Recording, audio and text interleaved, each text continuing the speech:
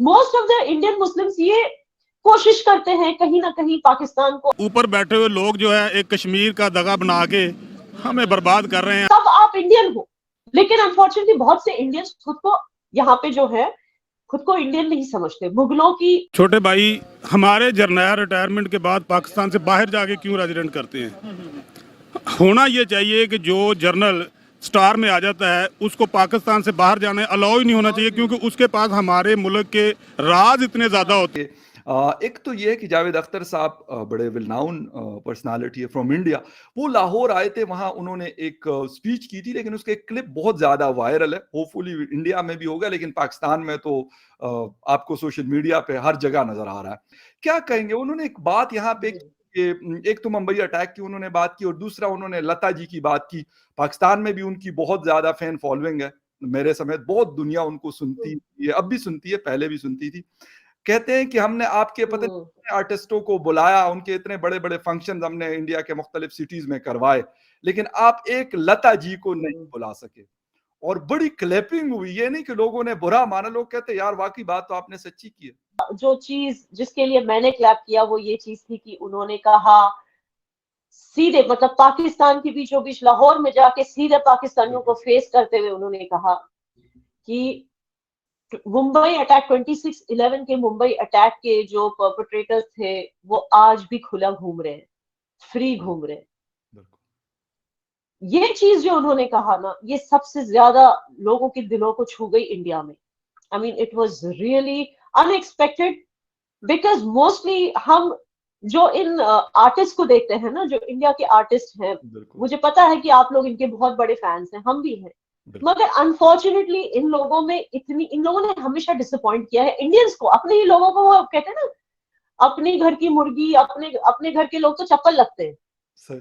वो हम इनकी मूवीज को हिट करते हैं, लेकिन मतलब इनकी मूवीज को जाके देखते हैं, इनके गानों को सुनते हैं, इनके स्क्रिप्ट्स को अप्रिशिएट करते हैं, इनके डायलॉग्स को अप्रिशिएट करते हैं, मगर ये क्या करते हैं, ये बस चाहते हैं कि हमेशा पैसों के पीछे होते हैं, और ये चाहते हैं कि जितने इंडियंस हमारी फिल्में देख रहे हैं उतने ही पाकिस्तानी भी देखें ताकि हमें मुनाफा ज्यादा हो। तो इस चक्कर में वो क्या करते हैं कि कभी भी जो है, इन्होंने कभी भी नहीं माना कि पाकिस्तान एक दुश्मन देश है, which is unfortunate. Javed Akhtar साहब ने आई थिंक अपनी तरफ से तो ये ट्रेंड तोड़ दिया है, या आई होप के तोड़ दिया, क्योंकि ही इज मतलब बहुत लोगों की गाइड रह चुके हैं।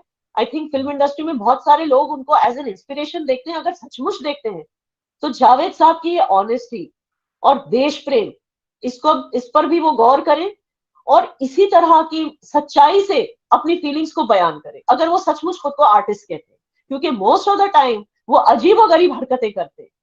मतलब पाकिस्तान को हमेशा डायरेक्टली या इनडायरेक्टली सपोर्ट करना, भूल जाना कि किस तरह की सैक्रिफाइसेस हमारी सेना ने दी है, कितने लोग मरे हैं हमारे देश में सिर्फ इस कंट्री की वजह से। और मैं पूरी कंट्री को क्यों जिम्मेदार ठहरा रही हूँ, क्योंकि मैंने हमेशा आपके शो पर भी कहा है कि अगर आवाम इंडिया हेटिंग आवाम नहीं होती तो हुक्मरान भी इंडिया हेटिंग स्टेटमेंट्स नहीं देते।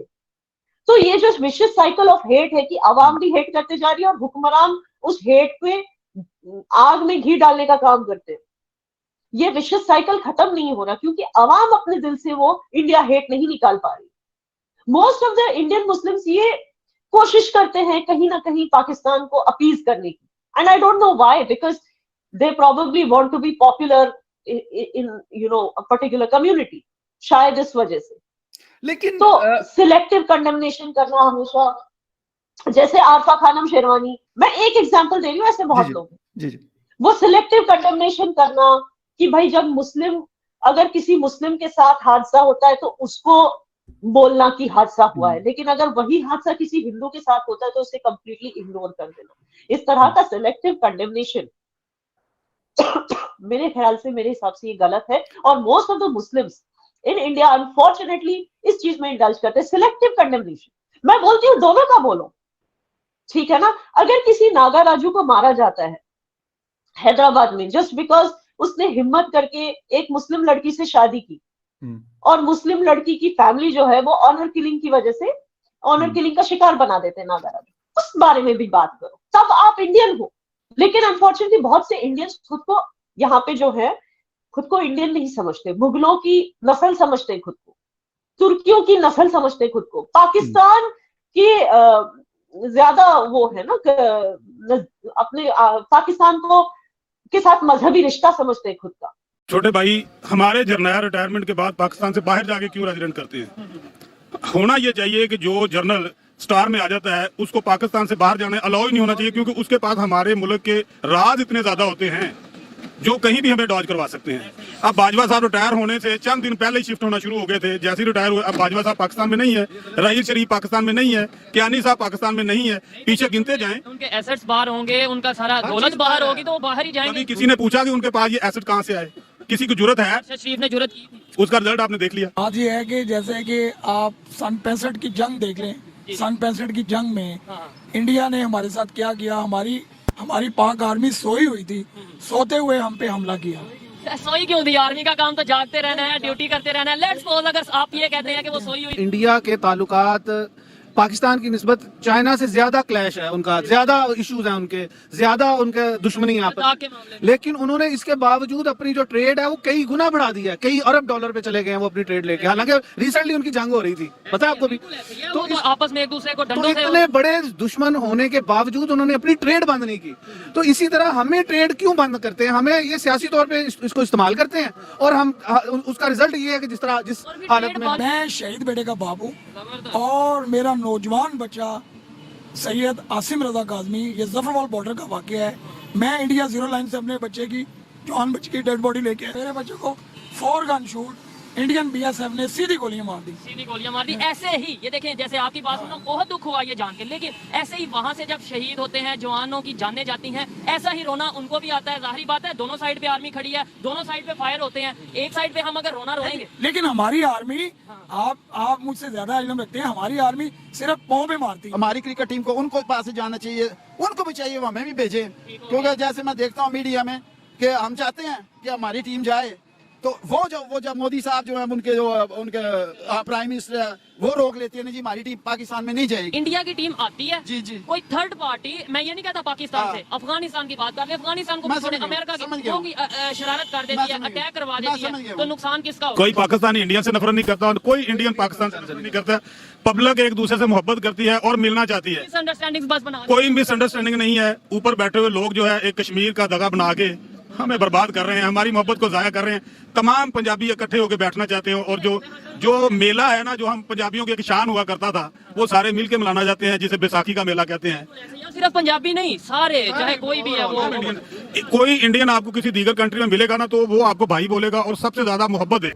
हाल ही में जावेद अख्तर पाकिस्तान के दौरे पर गए और वहां पर एक प्रोग्राम में उन्होंने हिस्सा लिया और वहां बैठकर पाकिस्तानी ऑडियंस के सामने उन्होंने बोला कि 26/11 अटैक्स के पीछे जो लोग थे वो पाकिस्तानी थे और पाकिस्तान के अंदर आज भी वो लोग खुले में घूम रहे हैं।